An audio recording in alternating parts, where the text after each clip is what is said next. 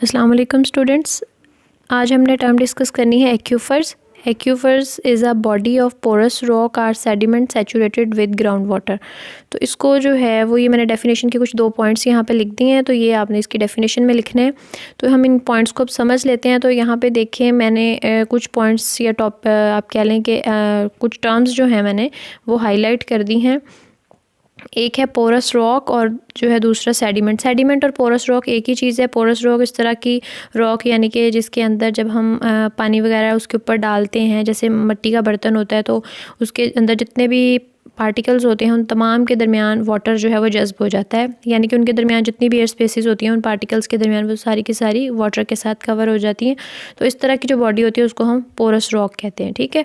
Saturated with ground water का मतलब है कि इसको समझने के लिए हम एक एग्जांपल लेते हैं कि अगर हमने थोड़ी सी रेत ली है, सैंड ली है, ठीक है, उसके अंदर हमने पानी डाल दिया और उसको मिक्स कर दिया, तो आप देखेंगे थोड़े टाइम के बाद जो पानी है वो रेत के तमाम पार्टिकल्स के दरमियान अच्छे तरीके से पहुंच जाएगा, यानी कि जितनी भी उसके पार्टिकल्स के दरमियान कोई एयर स्पेसेस थी वो सारी की सारी जो है वो वाटर के साथ फिल हो जाएंगी। ठीक है। तो इस चीज़ को, ये जो हमारे पास एक्सपेरिमेंटली हमने देखा, इसको हम कह सकते हैं कि सैचुरेटेड विद वाटर हो गया। ठीक है। तो जब हम ज़मीन की बात कर रहे हैं, ग्राउंड वाटर की, तो फिर हम सैचुरेटेड विद ग्राउंड वाटर की टर्म यूज़ करते हैं।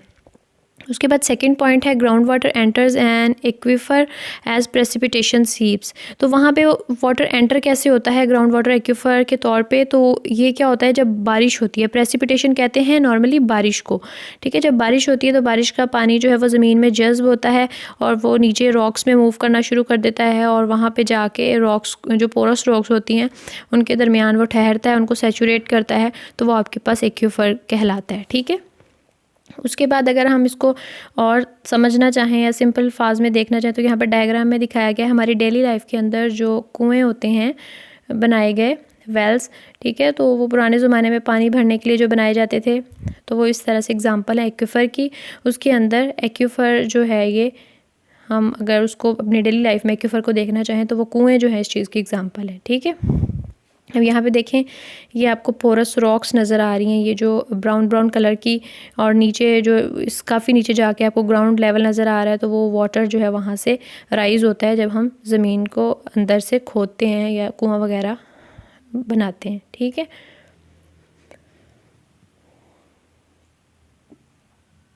उसके बाद हम टाइप्स को डिस्कस करेंगे। Types of aquifer. एक्वीफर दो तरह के होते हैं, कॉन्फाइंड एक्वीफर होते हैं और अनकन्फाइंड एक्वीफर्स होते हैं। कॉन्फाइंड देख लेते हैं पहले। तो वो कहता है aquifer below the land surface, यानी कि हमारी जो ज़मीन है उसके नीचे, यानी कि ज़मीन का इतना ज़्यादा उसके साथ लिंक नहीं होता, काफ़ी नीचे, यानी कि ग्राउंड लेवल, या जहाँ पे हमारा ग्राउंड वाटर है उससे थोड़ा सा नीचे, that is saturated with water. Layers of impermeable materials are both above and below the aquifer, causing it to be under pressure। तो आप कह लें कि जहाँ पे एक्वीफर्स मौजूद होते हैं उसके ऊपर और नीचे इम्परमिएबल मटेरियल होता है, ना तो वो पानी ऊपर जा सकता है या ना नीचे जा सकता है। तो इम्परमिएबल मटेरियल वो होता है जो अपने अंदर से किसी चीज़ को गुजरने नहीं देता। ठीक है। So that when the aquifer is penetrated by a well, the water will rise above the top of the aquifer. तो कहता है जैसे ही हम कोई कुआं वगैरह खोदते हैं, डग करते हैं, तो क्या होता है कि वो जो वाटर लेवल है वो, या आप कह लें कि हम उस लेवल तक पहुंचते हैं जहाँ पे वो प्रेजेंट होते हैं, तो वो फ़ौरन प्रेशर के साथ पानी ऊपर की तरफ जो है वो निकलना शुरू हो जाता है। तो इस तरह से हम जो है ये पानी को वहाँ से निकालते हैं एक्वीफर से। ठीक है। तो ये कुछ डेफिनेशन थी कन्फाइंड एक्वीफर की, उसका थोड़ा सा कॉन्सेप्ट था। उसके बाद इसकी दूसरी टाइप आती है unconfined aquifer.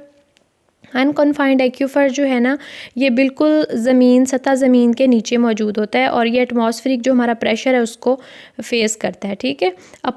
Whose upper water surface or water table is that atmospheric pressure, यानी कि थोड़ा सा ज़मीन के कुछ चंद इंचज़ या आप कह लें चंद मीटर्स के फासले पे thus is able to rise and fall.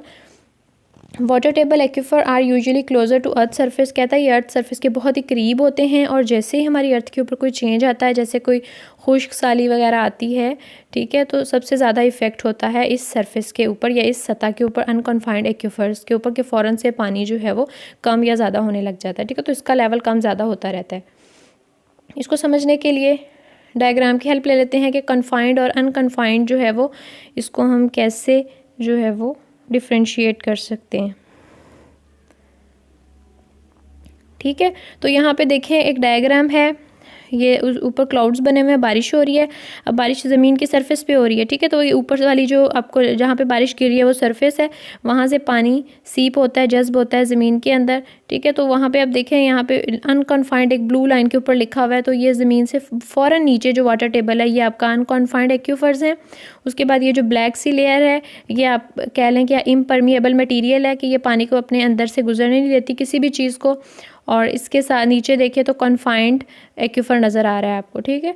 Confined aquifer की दोनों साइड्स पे देखें तो आपको इम्परमिएबल मटेरियल नज़र आएगा, कि वो ऐसा मटेरियल है जिसके अंदर से कोई चीज़ नहीं गुजर सकती, उसके दरमियान में ट्रैप हुआ है आपका जो कन्फाइंड एक्यूफर है, ठीक है। और ऊपर वाला अनकन्फाइंड है। इस तरह से हम इसका डिफ्रेंशिएट जो है या डिफरेंस जो है वो क्लियर कर सकते हैं कि अनकन्फाइंड जो है वो फ़ौरन सतह ज़मीन से बिल्कुल नीचे है, जबकि जो कन्फाइंड है वो थोड़ा डीप डाउन है, यानी कि उसके ऊपर इतना प्रेशर नहीं है जितना अनकन्फाइंड जो है वो कह लें कि एटमॉस्फेरिक प्रेशर को बेयर कर रहा है, ठीक है। तो ये आज का लेक्चर था। अगर आपको कोई भी बात समझ में नहीं आई तो आप मुझसे कमेंट सेक्शन में पूछ सकते हैं, ठीक है।